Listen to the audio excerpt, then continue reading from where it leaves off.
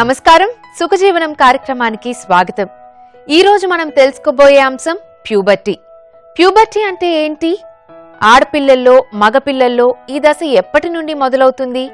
Puberty లక్షణాలు ఏ విధంగా ఉంటాయి? ఇద్దరిలోనూ ఈ దశ ఎప్పటితో పూర్తవుతుంది? ఇలాంటి ఎన్నో ఆసక్తికరమైన విషయాల గురించి తెలియజేయడానికి ఇవాళ మనతో ఉన్నారు డాక్టర్ సమరం గారు.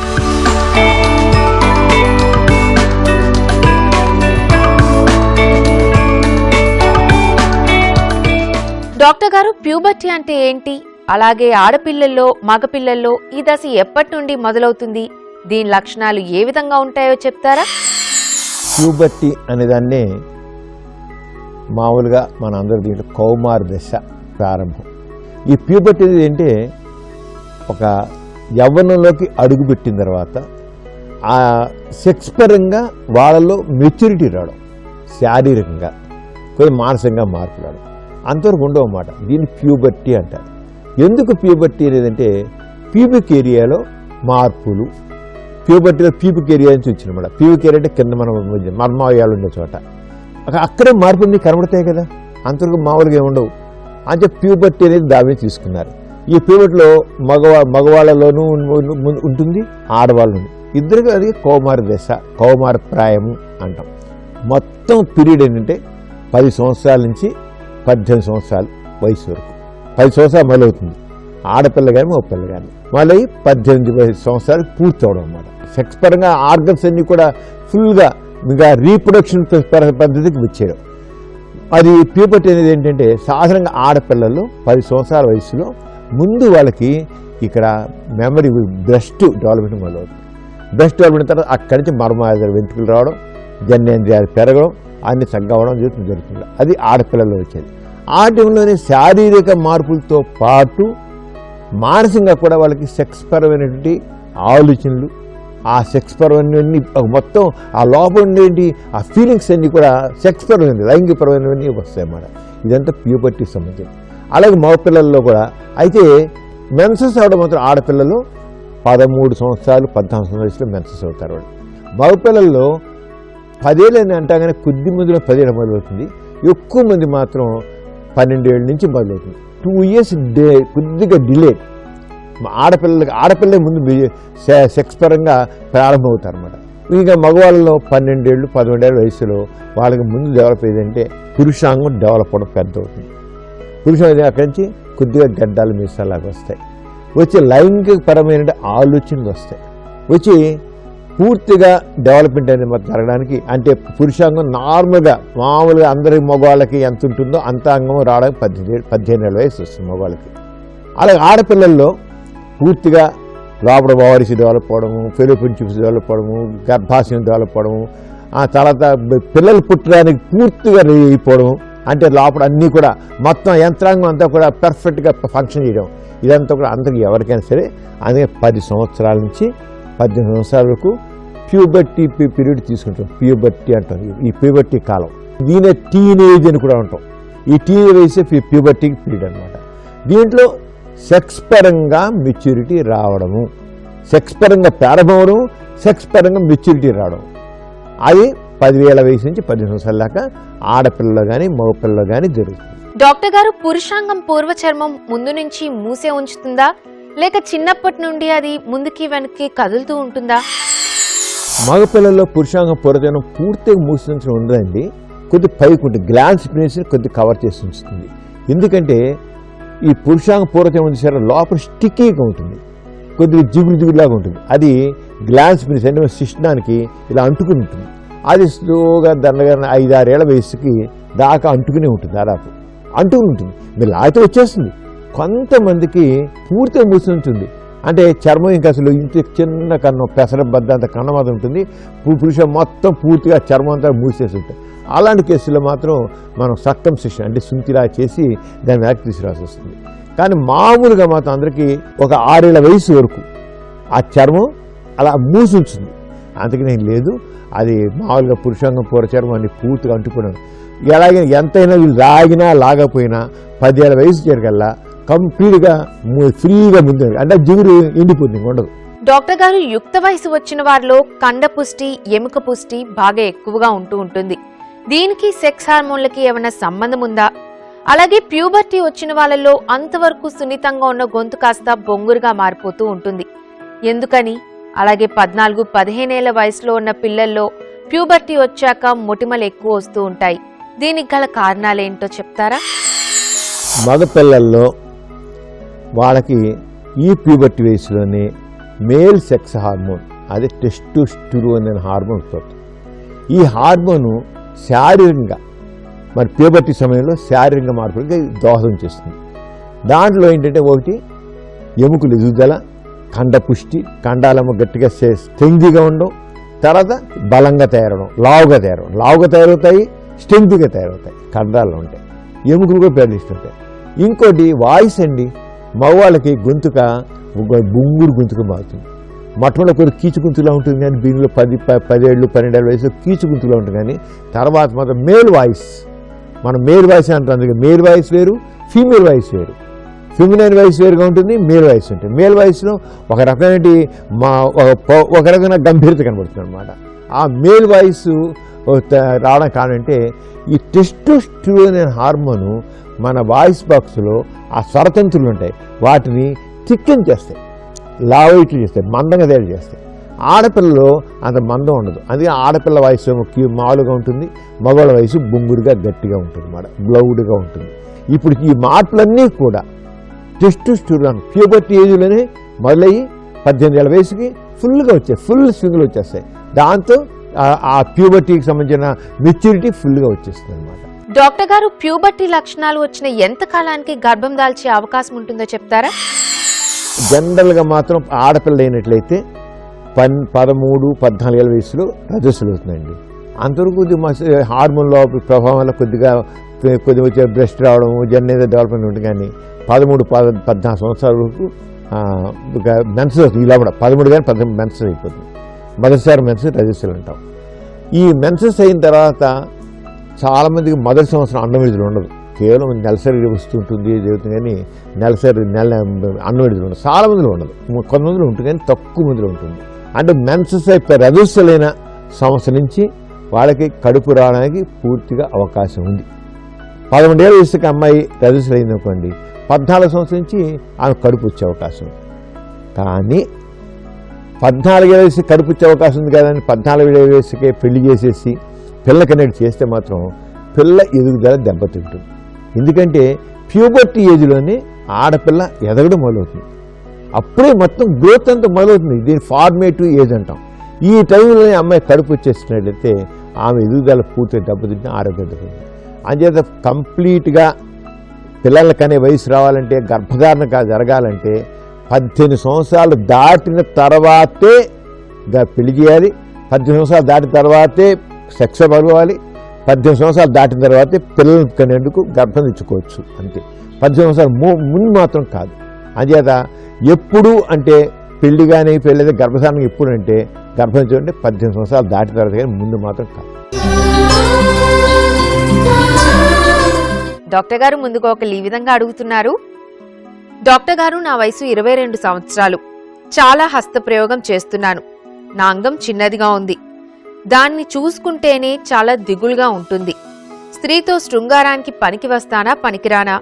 ఎప్పుడూ అదే ఆలోచన. స్త్రీతో శృంగారానికి పనికిరాని వాడినని బ్రతకడం ఎందుకు? చనిపోవాలనుంది. సలహా చెప్పండి అంటున్నారు. హస్తప్రయోగం గురించి ఎన్ని డౌట్స్ అండి మనకు వచ్చే ఉత్తరాలు చూస్తాం. ఎంతమందికి అండి, ఆల్మోస్ట్ 80% యూత్కి ఇదే డౌట్. తరతరాలుగా హస్తప్రయోగం తప్పు, హస్తప్రయోగం చేసిన మనిషి పాడైపోతాడని ఒక పొరపాటు అభిప్రాయం ప్రచారంలో ఉంది. హస్తప్రయోగం చేయడం వల్ల ఏమీ నష్టం లేదు, అది వెరీ న్యాచురల్. ఇంకొకరు కూడా చెప్పాలి, ఎవరైనా హస్తప్రయోగం చేయలేదు అంటేనే వాళ్ళు ఇది ఫాల్ట్ ఉండక, చేస్తే కాదు. నేను హస్తప్రయోగానికి పనికి వస్తానా, పెళ్లికి పనికిరానా, స్త్రీతో సెక్స్కి పనికిరానా అని అంటున్నాడు ఆయన. హస్తప్రయోగానికి పనికొస్తాడు, స్త్రీతో సెక్స్కి పనికొస్తాడు. అంటే ఆయన శుభ్రం పెళ్లి చేసుకోవచ్చు. అంతేగాని ఇంక నా బతుకు దండుగా నేను అందుకోసం పని లేదు. హస్తప్రయోగం వల్ల ఇటువంటి నష్టం లేదు, నిర్భయంగా ఉండొచ్చు. డాక్టర్ గారు, మరో ప్రశ్న ఈ విధంగా ఉంది. డాక్టర్ గారు, నాకు ఇంకా పెళ్లి కాలేదు. రోజు హస్తప్రయోగం చేస్తాను. అప్పుడప్పుడు కొందరు స్త్రీలతో శృంగారంలో పాల్గొంటాను. ఇంతవరకు ప్రతిసారి శృంగారంలో పాల్గొన్నప్పుడు శీఘ్రస్ఖలనం అయిపోయింది. నేను శీఘ్రస్ఖలనం రోగినా? 1-2 నిమిషాల్లో వీర్యం పడిపోతే భార్యకు తృప్తి కలగదు కదా. నేను పెళ్లి చేసుకుంటే సంసార జీవితంలో కలతలు వస్తాయా? నాకున్న శీఘ్రస్ఖలనం సమస్య పరిష్కారానికి మందులు ఇప్పటి నుండే వాడాలా, లేక పెళ్లైన తర్వాత మొదలు పెడితే సరిపోతుందా? ఏదైనా పరిష్కారం చెప్పండి అంటున్నారు. శీఘ్రస్ఖలనం రోగినా ఏ మాత్రం కాదు. శీఘ్రస్ఖలనం అనేది చాలా కామన్. అది రేపు ఆయన తప్పని పెళ్లి చేసుకుంటే అప్పుడు వాడదాం మందుల గురించి అవసరం ఉంటే. ఇప్పుడు అవసరం లేదు. ఎందుకంటే రోజు సెక్స్లో పాల్గొంటుంటే ఆయనకి అలవాటు అయిపోతుంది. మనసుని ఎలా కంట్రోల్ చేసుకోవాలి, వీర్యం పడకుండా ఎలా నిలబెట్టుకోవాలి అనేది అలవాటు అయిపోతుంది. అలవాటు అయిపోయిన తర్వాత ఆయన అప్పుకోగలుగుతాడు. 5 నిమిషాలు 10 నిమిషాలు 10 నిమిషాలు చేస్తాడు. ఆర్ట్ ఆఫ్ సెక్స్ అని తెలిసిపోతుంది. ఆర్ట్ ఆఫ్ మామూలు పెళ్లి కానీ ఆర్ట్ ఆఫ్ సెక్స్ తెలియపోవడం వల్ల ఈ శీఘ్రస్ఖలనం. అంచేత ఆయన ప్రస్తుతానికి ఏ మందులు వాడనవసరం లేదు. నిరభ్యంతరం పెళ్లి చేసుకోవచ్చు. ఒకవేళ పెళ్లి చేసే మొట్టమొదటి రోజుల్లో ఊరికే శీఘ్రస్ఖలనంపై భార్య కొద్దిగా అసంతృప్తి ఫీల్ అవుతుంటే డాపాక్సిన్ అనే మందులు ఉన్నాయి. ఆ మందు సెక్స్లో పాల్గొన్న 3 గంటల ముందు పెళ్లి వేసుకుంటే చాలా వరకు కంట్రోల్ అయిపోతుంది. కానీ మామూలుగా ఆయన చక్కగా ఎంజాయ్ చేస్తారు. అంతగా ఇప్పుడు కావాలంటే ఇంకా కావాలంటే ఇంకోటి చేయొచ్చు. స్టాప్ అండ్ స్టార్ట్ టెక్నిక్ అని ఉంటుంది. అంటే శీఘ్రస్ఖలనం కాకుండా మనసుని కంట్రోల్ తీసుకోవడం. అంటే ఒక 15 గంటల సేపు 20 నిమిషాల సేపు వీరు పడకుండా ఆపుకోవడం అన్నమాట. స్టాప్ అండ్ స్టార్ట్ టెక్నిక్ అని ఇప్పుడు ప్రాక్టీస్ తప్పు లేదు. అలా చేస్తే దాదాపు అందరూ ఆల్మోస్ట్ అందరికీ రెస్పాన్స్ చక్కగా కంట్రోల్ అయిపోతుంది. ఇది శీఘ్రస్ఖలనం సమస్య అంటాం. ఇది ప్రిమిచ్యూర్ ఇజాక్యులేషన్ అంటాం. అంతే కాదు, ఆయన ఏమీ శీఘ్రస్ఖలనం రోగి మాత్రం కాదు. డెఫినెట్గా ఆయన బాగుపడిపోతాడు. సెక్స్లో బాగా ఎంజాయ్ చేస్తారు. డాక్టర్ గారు, మరో ప్రశ్న ఈ విధంగా ఉంది. డాక్టర్ గారు, మా ఆయన వయసు 30 సంవత్సరాలు. నిన్న మొన్నటి వరకు చక్కగా ఉద్యోగం చేశారు. ఇటీవల కొంతకాలం నుండి ఆయన జాబ్కు సరిగ్గా వెళ్లడం లేదు. ఎటువంటి కారణం లేకుండానే ఇంట్లో ఉండిపోతున్నారు. ఆఫీస్కు ఎందుకు వెళ్లరని అడిగితే జవాబేమీ ఇవ్వరు. ఎప్పుడూ ఒంటరిగా ఉంటారు. పైగా ఏదైనా అడిగితే కళ్ళ వెంట నీళ్లు పెట్టుకుంటున్నారు. రాత్రిళ్ళు నిద్రపోరు. పూర్వం టీవీ అన్నా సినిమాలన్నా ఎంతో ఇంట్రెస్ట్ ఉండేది. ఇప్పుడు ఆయనకి వాటి ఇంట్రెస్ట్ పూర్తిగా పోయింది. ఆఫీస్లో ఏ లేడీతోనైనా లవ్ అఫేర్ పెట్టుకొని ఫెయిల్ అయ్యి దిగులుగా మారారని అనుమానం కలిగి ఆఫీస్కు వెళ్లి ఎంక్వైరీ చేశాను. అలాంటిదేమీ లేదు. అయినా మా వారు ఎందుకిలా తయారయ్యారు? నేను కూడా ఆయన్ని ఏమీ హర్ట్ చేయలేదు. అయినా ఆయనలో ఇటువంటి మార్పు రావడానికి కారణమేంటి? కొంతకాలంగా ఆయన సెక్స్లో పాల్గొనలేకపోతున్నారు. అందువల్ల డిప్రెస్ అయ్యారని భావించాను. వారితో సూటిగా నాతో శృంగారంలో పాల్గొనలేకపోయినా నాకేమీ బాధ లేదని స్పష్టంగా చెప్పాను. అయినప్పటికీ ఆయన తీరు మారలేదు. నాకు అంతా అయోమయంగా ఉంది. ఏదన్నా సలహా చెప్పండి అంటున్నారు. చూసారా, డిప్రెషన్, ఈయనకుంది డిప్రెషన్ వ్యాధి. ఆ డిప్రెషన్ వ్యాధి అంటే ఎలా ఉంటుందనే విషయం తెలియకపోవడం వల్ల ఆవిడ ఎన్ని రకాలుగా అనుకుందామండి. ఒకటే అనుకుంది, ఆఫీస్లో ఏమైనా లవ్ అఫేర్ ఉందేమో, అది ఫెయిల్ అయిందేమో, లేదా గొడవ పడ్డాడమో, అందువల్ల అలా అయిపోయాడం అని ఒకటి. రెండోది, ఆయన ఇంపార్టెన్స్ వచ్చింది కాబోలు సెక్స్లో పాల్గొనలేకపోతున్నాడు, అందువల్ల అలా అయ్యాడమని అనుకున్నాను. ఇవన్నీ ఏమీ కాదు. డిప్రెషన్ అంటే ఒక మానసిక వ్యాధి. ఆ మానసిక వ్యాధిలో ఇలాగే ఉంటుంది. వాళ్ళకేంటి, ఏం తినబుద్ధి కాదు, ఎవరితో మాట్లాడబుద్ధి కాదు, ఎక్కడికి వెళ్ళబుద్ధి కాదు, ఏ పని చేయబుద్ధి కాదు, నిద్ర పట్టదు, సెక్స్లో పాల్గొన బుద్ధి కాదు, సెక్స్ కోరికలే కలవు. ఇవన్నీ డిప్రెషన్ వ్యాధి లక్షణాలు. వాళ్ళు అకారణంగా కళ్ళ నీళ్ళు వస్తుంటాయి, ఊరి కళ్ళ నీళ్ళు వస్తుంటాయి. ఇవన్నీ ఆవిడ చెప్తుంది, స్పష్టంగా రాసింది. టోటల్గా డిప్రెషన్ లక్షణాలు. ఇది చాలా సింపుల్ అండి. డిప్రెషన్ మందులు వాడితే, బిళ్ళలు వాడితే చక్కగా తగ్గిపోతే. అంతకాదు ఒక్కోసారి ఈసీటీ కూడా ఇవ్వాల్సి వస్తుంది. మరీ ఎక్కువగా ఉన్నట్లయితే మాత్రం ఎలక్ట్రో కన్వర్షన్ థెరపీ అని కొద్ది కరెంట్లా పెట్టాల్సి వస్తుంది అన్నమాట. కానీ చాలా వరకు డిప్రెషన్ మాత్రం మందులతో తగ్గిపోతుంది. చాలా సింపుల్. ఇప్పుడు ఆవిడ వెళ్ళి ఒక మానసిక వైద్యం చూపించి ఆ డిప్రెషన్ మందులు వాడినట్లయితే విల్ బికమ్ నార్మల్. అసలు ఇంతకాలం అనవసరంగా చూడండి, ఉద్యోగం దెబ్బతిపోయింది, ఇంట్లో ఏం లేకుండా ఉన్నాడు, అలా అంచేత ఎవరైనా సరే ఒకటి గుర్తించాలండి. ఎప్పుడైనా సరే మామూలుగా ఇలాంటి లక్షణాలు ఉన్నట్లయితే ఇది డిప్రెషన్ అనుకోవాలి. కానీ అంతకు ఏదో వ్యాపారంలో దెబ్బతిన్న వల్ల అయ్యాడు, లేదా ఉద్యోగంలో సరిగ్గా అవకాశం లేక ఉన్నాడు, లేదా బాసు తిట్లు తిన్న వల్ల ఉన్నాడు, ఏమైనా అనుకోండి తప్పదు. ఎప్పుడైనా సరే తేడాగా ఉంటే మాత్రం డిప్రెషన్ అయ్యి ఉండొచ్చు, దానివల్ల మనిషి ఉన్నాడు అని చెప్పి డాక్టర్ చూపించి మందులు వాడితే సమస్య తేలిగ్గా పరిష్కారం అవుతుంది. డాక్టర్ గారు, మరో ప్రశ్న ఈ విధంగా ఉంది. డాక్టర్ గారు, నేను ఒక అమ్మాయిని గాఢంగా ప్రేమించాను. ఇటీవలే పెళ్లి చేసుకున్నాను. పెళ్లి కాకముందు ఇద్దరం శృంగారంలో పాల్గొనే ముందు ఆమెను మెప్పించడానికి నేను ఆమె యోని దగ్గర నా నాలిక పెట్టి స్పర్శ కలిగించేవాణ్ణి. నేనలా చేస్తూ ఉంటే ఆమె ఎంతగానో థ్రిల్ పొందేది. శృంగారంలో పాల్గొనదానికంటే ఆమెను ఈ విధంగా తృప్తిపరచడం అనేది ఎక్కువసార్లు జరిగింది. ఏమాత్రం సమయం దొరికినా ఆమె 2 తొడల మధ్యన నా తలను దూర్చి ఆమె యోనిని చూషణ చేసేవాణ్ణి. అప్పుడు ప్రేమ నిషాలో అలా చేస్తూ వచ్చాను. ఇప్పుడు విచిత్రమేంటంటే పెళ్లైన తరువాత ఆమె జననేంద్రియాలను చూషణ చేస్తే తప్ప ఊరుకోదు. మాటిమాటికి అలా కావాలంటుంది. దానిమీద ఉన్న ఇంట్రెస్ట్ ఆమెకు శృంగారం మీద లేదు. నాకు అంగప్రవేశం చేసి శృంగారం చేయాలనుంటుంది. కాని చాలాసార్లు నా కోరిక తీరకుండా అయిపోతోంది. ఇక నా గతి ఇంతేనా? సలహా చెప్పండి అంటున్నారు. అది యోని చూషణ అనేది స్త్రీలకి చాలా థ్రిల్ ఇస్తుందండి. ఒక స్త్రీ పురుషాంగాన్ని చూషణ చేస్తే చాలా హాయిగా ఉన్నట్లు అనిపిస్తుంది. ఎంతసేపు చేసినా వాడు ఎంజాయ్ చేస్తూనే ఉంటాడు. అదే విషయం స్త్రీలలో కూడా ఉంటుంది. స్త్రీలలో జనేంద్రియాల దగ్గర అక్కడ మగవాడు తన నాలుకతో అలా అలా అంటుంటే ఆ క్రైటోస్ కానీ అలాగే తక్కిన యోని పెదవులు కానీ అక్కడ కామనాళ్ళు భలే స్పందిస్తాయి, చాలా స్పందిస్తాయి. ఆ నాలుగుతో ఉంటుంది. ఒకళ్ళు ముద్దు పెట్టుకున్నా సరే కామనాళ్ళు చక్కగా స్పందిస్తాయి అన్నమాట. అంచేత ఆడికి అది చాలా థ్రిల్లింగ్ అనిపిస్తుంది. ఎందుకు అనిపిస్తుంది అంటే అమ్మాయికి ఎక్కువసేపు ఎంతసేపు చేసినా వీడికి వీడియో పడిపోతుంది. అదే మామూలుగా సెక్స్ పడుకోండి, చాలామంది పిల్లలకి ఒక 2 నిమిషాలు 3 నిమిషాలు వీర్యం పడిపోతుంది. ఆ వీర్యం పడిపోతే ఇంతేనా అప్పుడైపోయిందా అన్న ఫీలింగ్ భవిష్యత్తు అలాగే జరుగుతుంది. నేను సెక్స్లో పడకుండా అది 2-3 నిమిషాలుగా అయిపోయి ఉంటుంది. ఆ జనేంద్రియాల చూషణలో ఆవిడకి సెక్స్ చేసినంత థ్రిల్లింగ్ ఉంటుంది అనమాట. అంత థ్రిల్ ఫీల్ అవుతుంది. ఇంతేనండి. అంతే. అయితే ఒక్కడ మాట చెప్పాలండి, జనేంద్రియాల చూషణ అనేది ప్రతి కళలో ఒకటి. అదేమి తప్పేం కాదు. అది ఆడవాళ్ళు కానండి మగవాళ్ళు కానీ దాంట్లో మంచి థ్రిల్లింగ్ ఉంటుంది. అది కూడా కరెక్టే. కానీ అదే సెక్స్ కాదు. అందుకనే ఫోర్ప్లే కావాలి, మామూలు సెక్స్ కావాలి.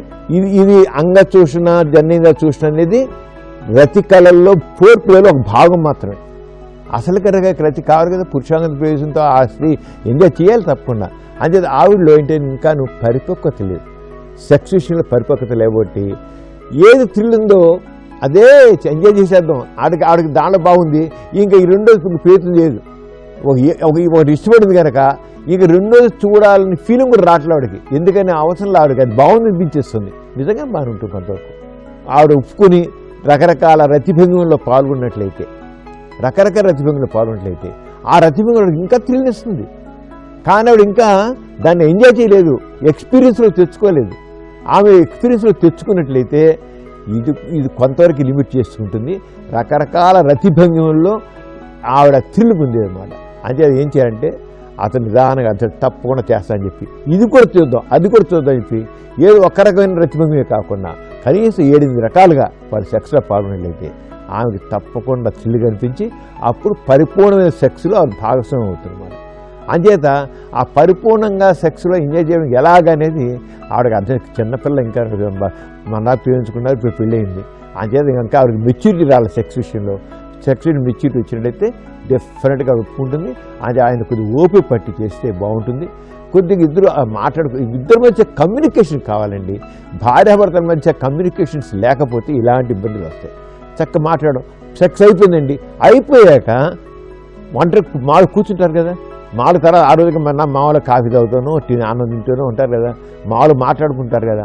ఆ టైంలో ఆయన ఇటువంటివి చెప్పాలి. రతిభంగులు చేద్దాం, అది చేసేబండి బాగుంటుంది, అలా చేద్దాం, ఎలా చేద్దాం చెప్పినట్లయితే అప్పుడు ఆవిడ తప్పకుండా మారుతుంది యాక్చువల్లీ.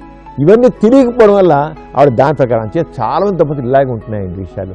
ఒక్క దాంతోనే వాడు తృప్తిపోతారు.